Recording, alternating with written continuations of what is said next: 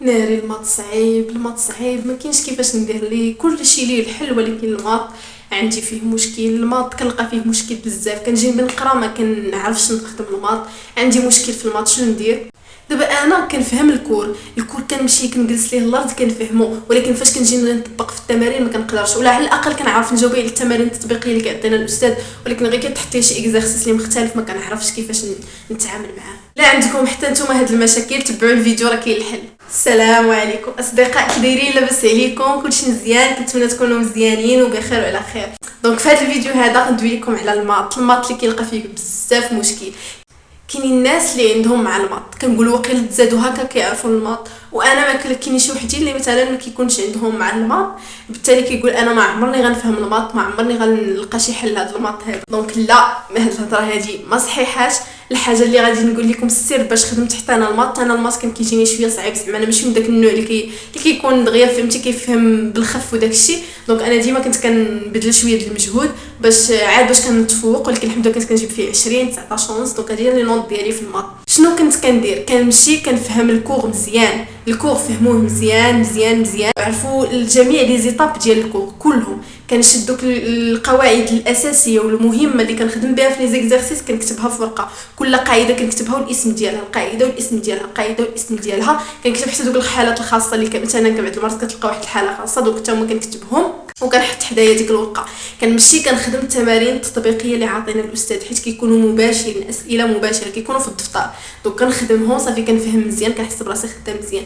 كنمشي اشنو كندير؟ كنهز مثلا سيغما ولا شي اكزرسيس ولا اللي عندي الحل ديالو، ولكن ما كنطلش على الحل، كنحاول ان نعصب انا دماغي، نحط جميع الافكار. حاولوا تولفوا عقلكم انه هو يخدم ماشي يبقى الواجب. مثلا سؤال لقيت مثلا واحد لا كيستيون وبغيت نجاوب عليها، ياك انا ما كنمشيش كنشد ديك الكيستيون صافي كنقراها ما فهمتهاش كنشوف الحل، هكا عقلك كتولفوا انه ديما بغى الموجود، بالتالي ما عمرك ديما فاش كيجيك شي سؤال جديد ما كتعرفش تجاوب عليه. اشنو غادي دير؟ غادي تشد منين تلقى السؤال تحط انت شنو جميع الاحتمالات اللي كاينين، القواعد هما كاينين حداك، الدرس انت فاهمو، قول واش نقدر نخدمو بهذه القاعده، خدمو بديك القاعده وجرب الحلول، جرب الا ما خرجاتكش جرب قاعده اخرى، جرب حل اخر، فكر واخا تعطل بزاف ديال الوقت، واخا تحس بهذا البلان هذا كيعطلك وكيخليك واخد لك بزاف ديال الوقت، ولكن هذا هو الحل فريمون. بس صافي كيولي عقلك كيولي راسو كيخدم، يعني فاش كيلقى سؤال هو كيحاول انه يفكر ويقلب ليه الحل.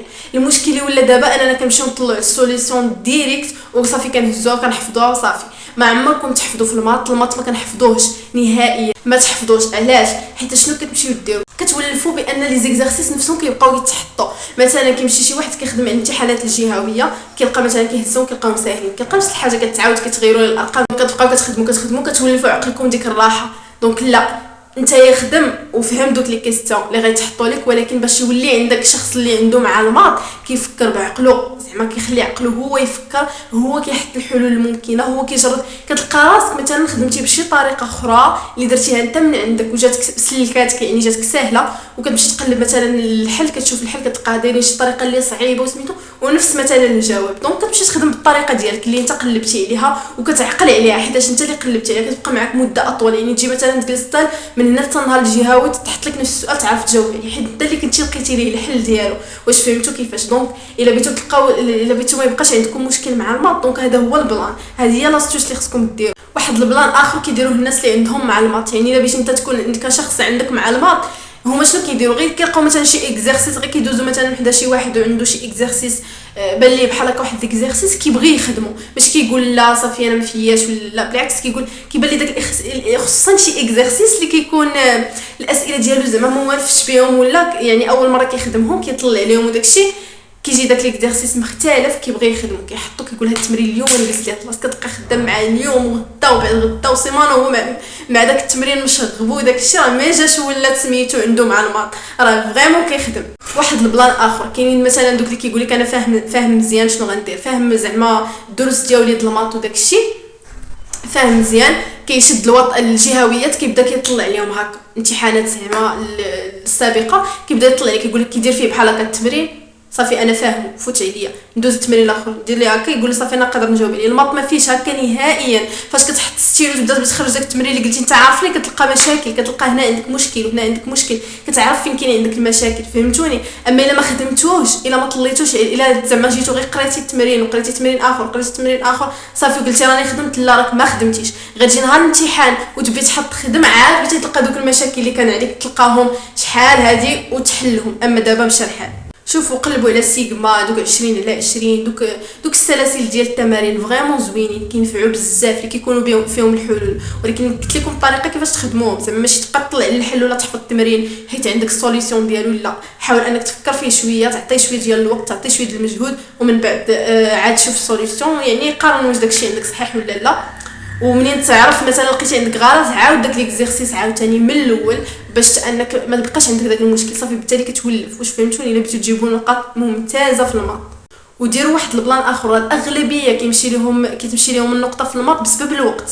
حط حداك ديما كرونو، ديما حطو حداك، دير حداك مثلا ساعه، مثلا الماط فيه ساعتين، دير حط حداك ساعتين، عفوا ساعه ونص، حطها حداك، ديرها في كرونو وبدا خدام، هبط للخدمه وداك الشيء. حاول تساليه في ساعه ونص باش نهار الوطني مع ستريس مع بزاف ديال العوامل يلا كتجيبو مع الوقت نيت ديريكت كتجيبو مع ساعتين.